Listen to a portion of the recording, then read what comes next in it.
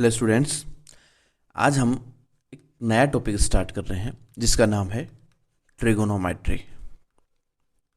ठीक है, ट्रिगोनोमेट्री। देखिए ट्रिगोनोमेट्री होती क्या है इसको समझने से पहले देखिए ट्रिगोनोमेट्री जो है, ये जो वर्ड है ये ग्रीक भाषा के 3 वर्ड से मिलकर के बना है। एक है ट्राई, एक है गोन, एक है मेट्रोन, है ना। ट्राई का मतलब होता है 3, गोन का मतलब होता है साइड, और मेट्रोन का मतलब होता है मेजर करना। ठीक है, मतलब यहाँ पर हम 3 साइड्स को मेजर करेंगे, है ना। इसके शाब्दिक अर्थ से तो, इसके वर्डिंग से तो यही पता लग रहा है। ऐसी कौन सी ज्योमेट्रिकल फिगर है जिसमें 3 साइड्स आती है, तो वो है ट्रायंगल। यानी कि हम ट्रायंगल के ऊपर बात करेंगे, और ट्रायंगल में भी कौन सा स्पेसिफिक ट्रायंगल होता है, इसमें राइट एंगल ट्रायंगल, है ना। राइट एंगल ट्रायंगल पे बात करेंगे, उसके जितने भी साइड्स है और उसके एंगल्स है, उनके बीच में हम क्या देखेंगे, यहाँ पर रिलेशन देखेंगे, है ना। उनके बीच के रिलेशन को हम डिस्कस करेंगे, उससे हम कुछ नए आइडेंटिटीज़ बनाएंगे, और उससे एक पूरी की पूरी एक मैथमेटिकल ब्रांच तैयार होती है। तो इसको समझने से पहले एक छोटा सा एग्जाम्पल लेते हैं। मान लेते हैं आप कहीं घूमने गए, ठीक है, ये आप खड़े हुए हैं, आप कहीं घूमने गए, आपने देखा ये कितनी विशाल बिल्डिंग है ना। इसके ऊपर एक टावर लगा हुआ है ना। आप उस टावर को वॉच कर रहे हैं, तो यहाँ पे आपकी आईज है, तो आप इसी तरह से वॉच करेंगे उसको। तो आप देखेंगे आपकी आईज और उस टावर की जो पीक है, यूँ मान के चलिए जैसे कि आपने जब शक्तिमान देखा होगा, तो शक्तिमान में वहाँ पे शक्तिमान की आईज से रेज निकल रही है, ठीक है ना।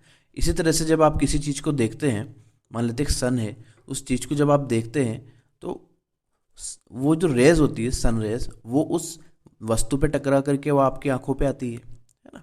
तो आपको दिखती नहीं है, तो मान लेते हैं कि ये रेज जो है वहाँ से टकरा करके आपकी आंखों पे आ रही है, इसलिए वो चीज़ आपको दिखाई दे रही है।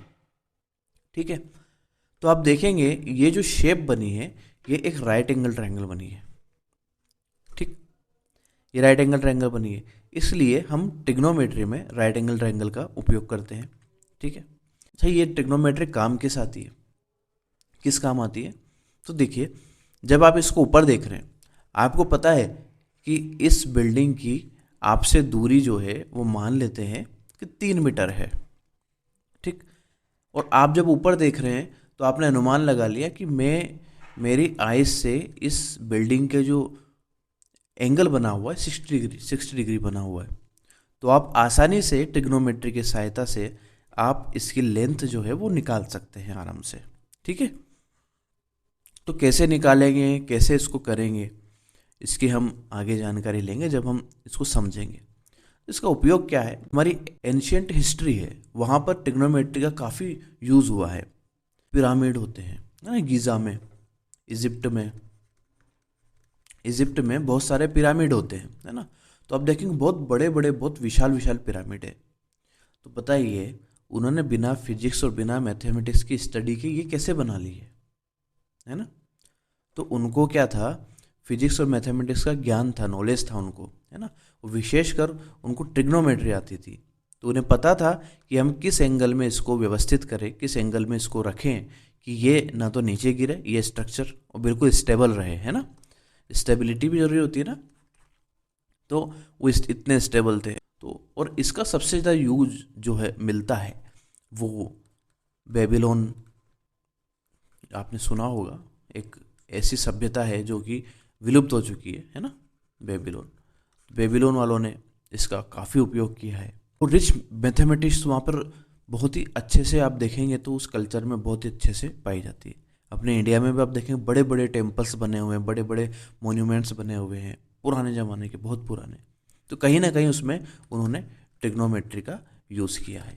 ठीक है, तो जब आप इसको पढ़ेंगे तो आपको समझ में आएगा कि ट्रिग्नोमेट्री उनमें यूज़ कैसे हुई है। तो आइए समझते हैं। अब हम क्या करते हैं, सबसे पहले एक राइट एंगल ट्रायंगल बना लेते हैं। ठीक, मैंने एक राइट एंगल ट्रायंगल बना लिया। अच्छा, राइट एंगल ट्रायंगल, इसकी नेमिंग कर दो, तो इसको ए बोल देते हैं, इसको बी बोल देते हैं, इसको सी बोल देते हैं। ठीक है यहाँ तक। अब आप देखेंगे राइट एंगल ट्रायंगल में आपके पास एक बेस होता है, एक परपेंडिकुलर होता है ना, और एक आपके पास में क्या होता है, हाइपोटेनस होता है। ठीक, तो हम इस लाइन को बेस कब बोलेंगे? तो देखिए, बेस के लिए आप लोगों ने राइट एंगल ट्रायंगल में पढ़ा होगा, अगर आपको ध्यान नहीं है तो मैं बता देता हूँ। हम बेस उस लाइन को बोलेंगे जिस पर एक तो 90 डिग्री हो और एक क्या हो, गिवन एंगल हो, या फिर जिस एंगल की बात की जा रही हो वो दोनों जिस लाइन पर होंगे उसे हम बेस बोलेंगे, है ना। तो यहाँ पर इसको इसलिए बेस बोल रहे हैं क्योंकि हम यहाँ पर इसकी बात करेंगे। अगर ये बेस हो जाएगा कब, जब हम इसकी बात करेंगे, इसको हम थीटा बोल देंगे।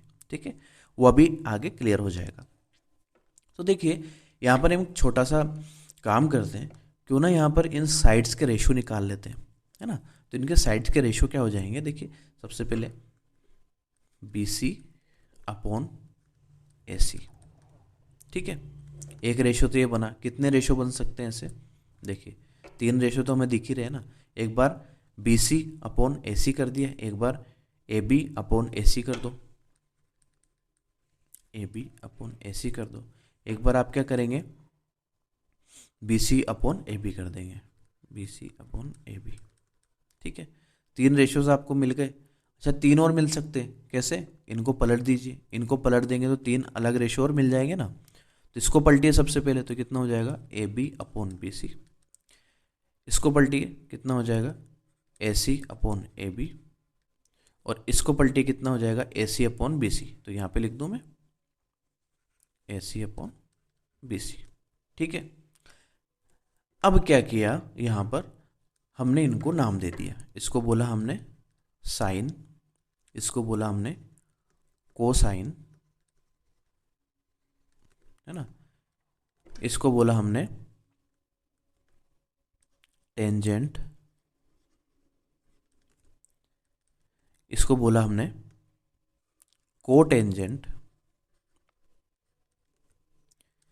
इसको बोला हमने सेकेंट, इसको हमने बोला कोसेकेंट। ठीक है, अब आपको इनको तो याद नहीं करना, इनकी शॉर्ट फॉर्म याद करनी है आपको। ठीक है, तो अभी इस साइन को हम एक शॉर्ट फॉर्म में लिख देते हैं, इससे हम बोल देते हैं साइन। ठीक, इस कोसाइन को हम शॉर्ट फॉर्म में लिखते हैं कोस, इस टेंजेंट को हम शॉर्ट फॉर्म में लिखते हैं टेन, इस कोटेंजेंट को हम लिखते हैं शॉर्ट फॉर्म में कोट, इस सेकेंड को हम लिखते हैं शॉर्ट फॉर्म में सेक, और इस कोसेकेंड को हम लिखते हैं शॉर्ट फॉर्म में कोट, है ना। अब आप ध्यान दीजिएगा, यहाँ पर ये BC क्या है, आप देखेंगे ये BC क्या है, परपेंडिकुलर है, और AC क्या है, ये हाइपोटेनस। तो हम इसको BC अपॉन AC लिख सकते हैं, और इसको हम क्या बोल सकते हैं, परपेंडिकुलर अपॉन हाइपोटेनस भी बोल सकते हैं। तो यहाँ पर हमें साइन की वैल्यू कितनी मिल गई, परपेंडिकुलर अपॉन हाइपोटेनस मिल गई। इसको थोड़ा सा दूर लिखते हैं, परपेंडिकुलर अपॉन हाइपोटेनस। ठीक है, इसी तरह से कोस की वैल्यू कितनी मिल गई, AB कितना है हमारे पास में, यहाँ पे बेस है, और AC कितना है, हाइपोटेनस है, तो बेस अपॉन हाइपोटेनस मिल गया। ऐसे जो टेन है, ये टेन कितना मिल गया हमें, यहाँ पे मिल गया perpendicular upon base, perpendicular upon base. ठीक है, इसी तरह से हम इनको भी लिख सकते हैं। कोट क्या था, इसी का उल्टा था, है ना, बेस अपॉन परपेंडिकुलर। ये सेक जो था, ये क्या था, ये कोस का उल्टा था, है ना, H अपॉन B, यानी कि हाइपोटेनस अपॉन बेस। और ये कोसेकेंट यानी कि कोट क्या था, ये था साइन का उल्टा, हाइपोटेनस अपॉन परपेंडिकुलर। ठीक है, यहाँ तक तो आप देखेंगे, यहाँ पर हमने कुछ साइड्स के रेशियोज लिखे हैं, उन रेशियोज को हमने क्या नाम दे दिया, हमने साइन बोल दिया, कोस बोल दिया, टेन बोल दिया, कोट बोल दिया, सेक बोल दिया, और कोसेक बोल दिया। सॉरी, हाँ, यहाँ पे कोसेक आएगा, कोसेकेंट है ना, तो कोसेक आएगा, यहाँ पे मैंने मिस्टेक कर दी, यहाँ आएगा कोसेक। ठीक है, यहाँ पे हमने इसको कोसेक बोल दिया। अब आप देखेंगे यहाँ पे जो साइन होता है ना, वो साइन हमने यहाँ पे परपेंडिकुलर दिखा, तो हमने इसको परपेंडिकुलर क्यों माना, इसको हमने परपेंडिकुलर इसलिए माना क्योंकि हमारे पास में AB बेस बना था। और AB बेस क्यों बना था, क्योंकि इस पर हमने किसी एंगल की बात की थी, है ना। तो यहाँ पे एंगल की बात की थी, इसका मतलब यहाँ पे साइन के साथ एंगल आएगा, क्योंकि वो थीटा जो है वो A पर है। तो आप यहाँ पे साइन थीटा भी लिख सकते हैं, या फिर आप साइन A भी लिख सकते हैं, है ना। तो तो मैं यहाँ पर साइन ए लिख देता हूँ, है ना। तो कभी भी जो sine cos tan cot sec cosec है ये कभी भी अकेले नहीं आएंगे, इनके साथ में एंगल को भी ये रिप्रेजेंट करेंगे। तो यहाँ सबके साथ में ए एंगल लिख दूँ, क्योंकि यहाँ पर जब हम परपेंडिकुलर, हाइपोटेनियस और बेस बोल रहे हैं तो ये किस वजह से बोल रहे हैं, क्योंकि यहाँ पे हमें पता है कि जो हम जिस एंगल की बात कर रहे हैं वो ए पर स्थित है, ठीक है, ए पर मौजूद है। ये सेक है और ये कोसेक है, ठीक है यहाँ तक। तो अब ये जो 6 क्वांटिटीज मिली हमने यहाँ पर, जिनको नाम दिया, इनको कहते हैं ट्रिग्नोमेट्रिकल रेशोज। ट्रिग्नोमेट्रिक रेशोज क्या बोलते हैं इनको? ट्रिग्नोमेट्रिक रेशोज, ठीक है। तो ये 6 ट्रिग्नोमेट्रिक रेशोज ही पूरी ट्रिग्नोमेट्री को डिफाइन करते हैं। तो इनको तो आपको याद करना होगा, है ना। तो देखिए 6 ट्रिग्नोमेट्रिक रेशोज कौन कौन से थे? Sign, cos, tan, cot, sec, cosec. और मैं आपको एक बात बोलूँगा कि आप इसी ऑर्डर में इसको याद करें, इससे आपको कभी भी आगे क्वेश्चंस करने में दिक्कत नहीं होगी, है ना। Sign, cos, tan, cot, sec, cosec, ठीक है। यहाँ पे टेन का उल्टा या रेसिप्रोकल कोट होता है, कोस का रेसिप्रोकल सेक होता है और साइन का रेसिप्रोकल कोसेक होता है। इस बात को आप ध्यान रखिए। अब आप कैसे याद करेंगे कि ये रेशोज को साइन बोला जाता है, कोस बोला जाता है? तो देखो इसकी एक ट्रिक होती है ना। ये ट्रिक याद कर लीजिएगा, क्योंकि शुरुआत में जब आपको क्वेश्चंस करने होंगे तो आप क्या होगा, जब नई नई मैथमेटिकल ब्रांच है तो आपको बिना ट्रिक्स के सहारे के अगर आप पढ़ेंगे तो हर बच्चा इसको याद नहीं कर सकता स्टार्टिंग में, तो वो कंफ्यूज हो जाएगा, वो इसको हार्ड मानने लग जाएगा। तो उसके लिए एक ट्रिक होती है PBP अपॉन HHB, है ना। मतलब पंडित बद्री प्रसाद हर हर भोले, है ना। पंडित बद्री प्रसाद हर हर भोले, है ना। इससे आप कैसे याद करेंगे? पहला जो रेशो है परपेंडिकुलर अपॉन हाइपोटेनस, इसको हम साइन बोलते हैं। देखिए मैंने इसीलिए बोला इस ऑर्डर में याद कीजिएगा, क्योंकि यहाँ पर भी एक ऑर्डर में ही हम बोलेंगे। बेस अपॉन हाइपोटेनस हो जाएगा कोस, देखिए साइन के बाद कोस आ रहा है, और ये वाला हो जाएगा टेन, ठीक। हम यूं चल रहे थे तब तो हमें साइन कोस टेन मिल गए, ठीक है। अब पीछे से आगे चलेंगे, पहले तो यूं चल रहे थे, अब यूं चलेंगे, है ना, नीचे से ऊपर चलेंगे, ठीक है। तो देखिए बेस अपॉन परपेंडिकुलर कितना हो जाएगा? टेन का उल्टा कोट। ऐसे हाइपोटेनस अपॉन बेस कितना हो जाएगा? कोस का उल्टा सेक, है ना। और हाइपोटेनस अपॉन परपेंडिकुलर, साइन का उल्टा कितना हो जाएगा? कोसेक।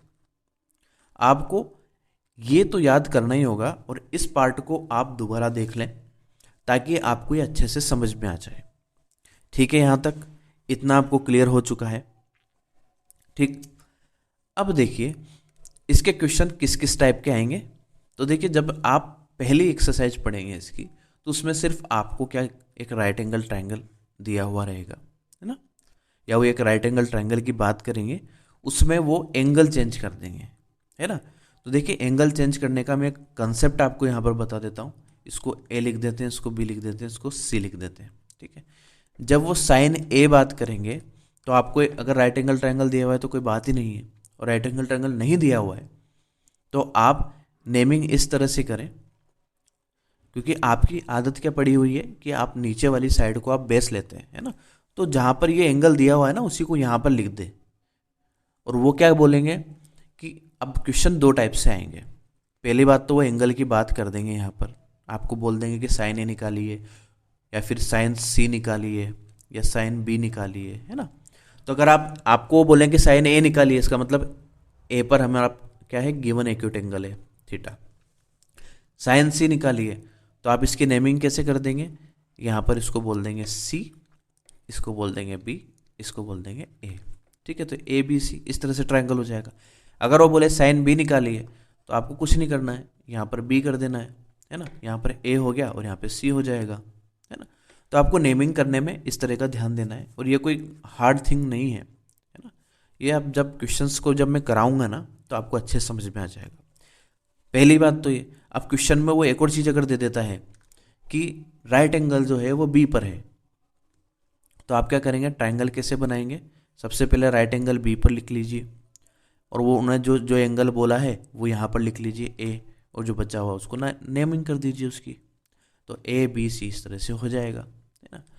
और जब आपको राइट एंगल पता है किस पर है और गिवन एंगल पता है तो उसको आप बेस बोल दीजिए, बाकी को परपेंडिकुलर बोल दीजिए। हाइपोटेनस तो हमेशा सेम ही रहेगा, सबसे बड़ी जो साइड होती है वो हाइपोटेनस होती है, ठीक है।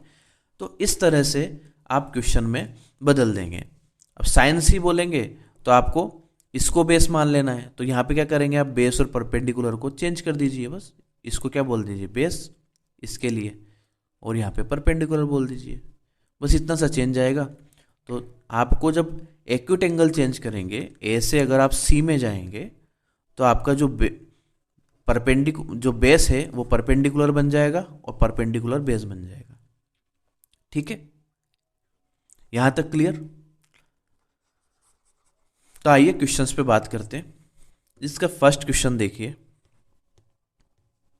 यहां पर मैंने आपको एक कंसेप्ट सिखाया है, ठीक है। एक छोटा सा कंसेप्ट और सिखा देता हूं, एक्सरसाइज हम नेक्स्ट वीडियो में ही करेंगे। अब देखिए ट्रिग्नोमेट्री में हमने थीटा की बात करी है ना। तो हम यहाँ पर क्या करेंगे, एक एक्स एक्सिस ले लेते हैं, एक वाई एक्सिस ले लेते हैं, ठीक है। तो यहाँ पर आप देखेंगे थीटा जो होता है वो थीटा स्टार्टिंग, जब हम थीटा की बात करते हैं तो 0 डिग्री से स्टार्ट हम कर सकते हैं, है ना। तो ये 0 डिग्री, इसी लाइन पे अगर थीटा होगा तो 0 डिग्री होगा। इससे ऊपर बढ़ते जाएंगे ऊपर बढ़ते जाएंगे ऊपर बढ़ते जाएंगे तो कहाँ तक हम बढ़ेंगे 90 डिग्री तक, ठीक है।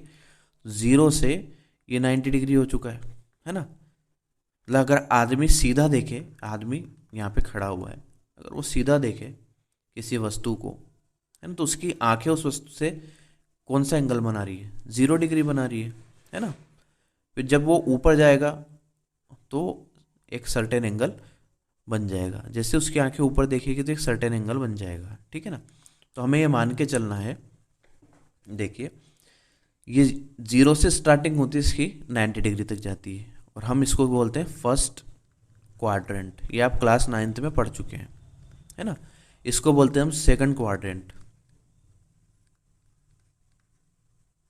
इसको बोलते हैं हम थर्ड क्वाड्रेंट, इसको बोलते हैं फोर्थ क्वाड्रेंट, है ना। तो क्लास 10th के अंदर तो क्या है, यहाँ फर्स्ट क्वाड्रेंट की ही हम बात करेंगे, यानी कि 0 से 90 डिग्री तक की ही बात करेंगे। जब आप आगे पढ़ेंगे तो और भी क्वाड्रेंट में आप जाएंगे, ठीक है। तो इतना सा समझ लीजिएगा, यहाँ पर एंगल की बात हो रही है, इसका मतलब हम क्वाड्रेंट में चलेंगे, है ना। अब यहाँ पर आप क्या करेंगे, अभी तक तो साइन ए साइन बी साइन से आप पढ़ रहे हैं, जब आप नेक्स्ट एक्सरसाइज में जाएंगे तो वहाँ पर आपको थीटा दिए हुए रहेंगे, sine 0 degree, sine 30 degree, tan 45 degree. तो इनकी वैल्यूज़ भी हम निकालेंगे, कैसे निकालते हैं इसकी एक टेबल हम पढ़ेंगे, है ना। तो वो सब मैं आपको नेक्स्ट पार्ट में सिखाऊंगा, ठीक है। तो ये कंसेप्चुअल वीडियो था, और आई होप आप लोगों को ये कंसेप्ट अच्छे समझ में आ गया होगा ट्रिग्नोमेट्री का। नहीं आया तो वीडियो को रिवाइंड करके देखें, यानी कि दोबारा से देखें, ठीक है। मिलते हैं नेक्स्ट वीडियो में एक्सरसाइज के साथ में। Thank you so much.